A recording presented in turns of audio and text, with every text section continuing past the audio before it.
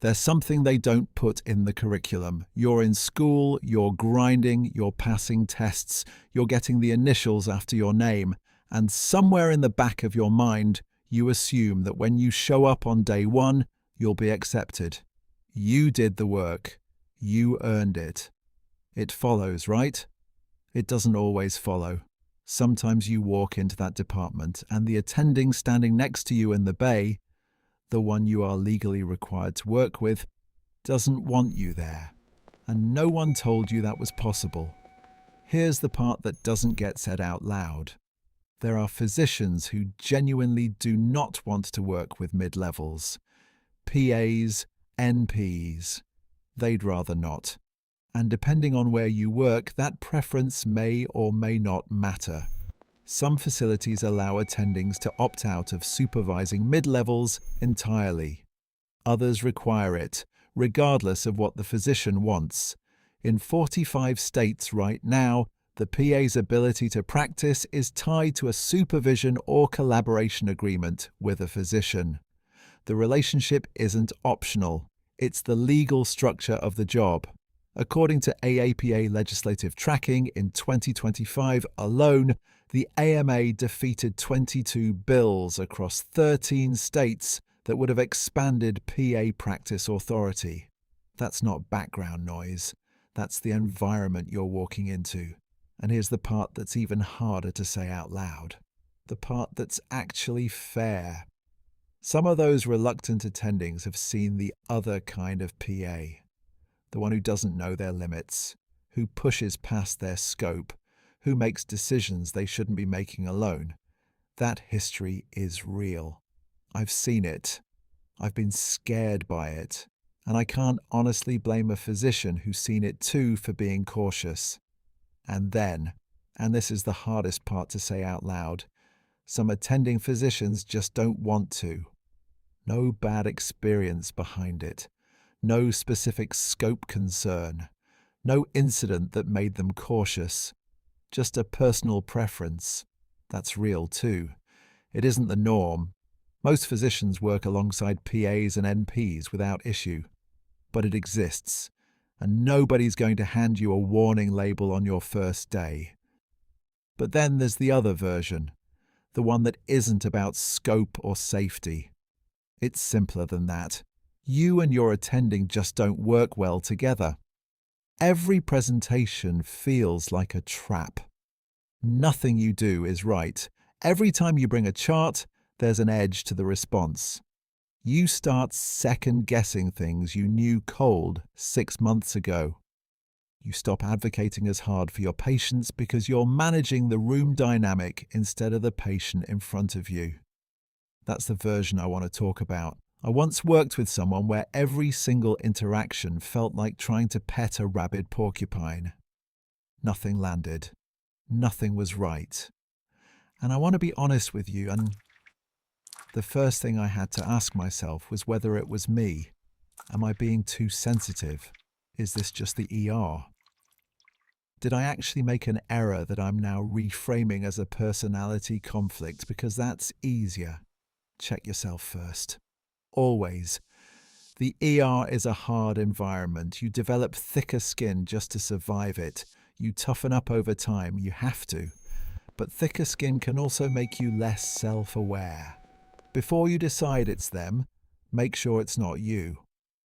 But sometimes, not often, thank goodness, but sometimes it really isn't you. And here's the thing about that. You will spend more waking hours with your coworkers than with your family. So when the relationship with your attending is wrong, truly wrong, you're in a bad relationship. And just like a bad relationship outside of work, staying too long costs you things you don't immediately notice. Your confidence, your love for the job, your willingness to take clinical risk on behalf of a patient who needs you to advocate.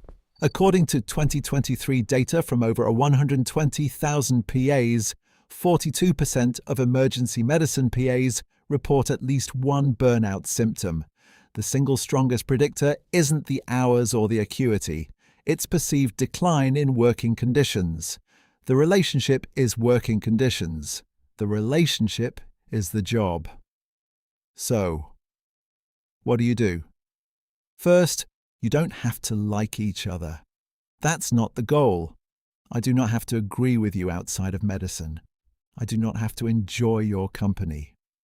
What I have to do is respect your position and work professionally for the best care of the patient in front of us. That's it. That's the whole job. If you can do that, do that. Second, use your resources.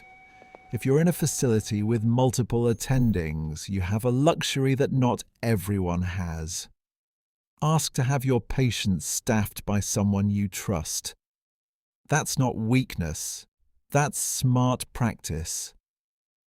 In a field where the relationship shapes the outcome, knowing who you work well with is part of your clinical toolkit. Third, and I mean this, know when to run, not walk. Run.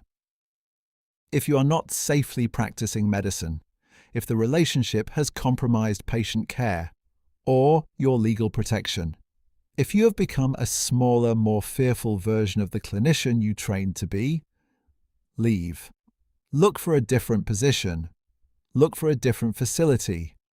Here's the part of this job nobody tells you when you're in school, but that you will learn to love. 3 out of 4 PAs change specialties at least once in their career. 40% do it in the first decade. The flexibility is built in. It's a feature, not an accident. Don't sacrifice patient care. Don't sacrifice your self-worth. And don't stay in a bad relationship just because it's called work. Let me be clear about something before I go. This does not happen often. Most of the attendings I've worked with have been professionals. Good ones. A few of them are people I'd still call today if I had a hard case and needed a second opinion. What I'm describing is the exception, not the rule. Nobody likes to talk about this part, which is exactly why nobody's prepared for it when it does show up. But it shows up, and when it does, you need to know what it is and what to do. That's the whole point. I've had a handful of moments in my career where I looked at the working relationship I was in and thought, I need to get out of this. Not many at all, but enough to know the feeling. Enough to know it doesn't get better if you wait for it to. It's like staying in a relationship that stopped working because leaving feels hard. It usually isn't different. You went into this field to take care of people, to walk into the room, look someone in the eye, and actually help them. That's the job. Don't let a bad working relationship quietly steal the version of you that can do it. If you need to go, go. The door's right there. If this landed, share it. Subscribe if you want more of the honest version. I'll see you on the next shift.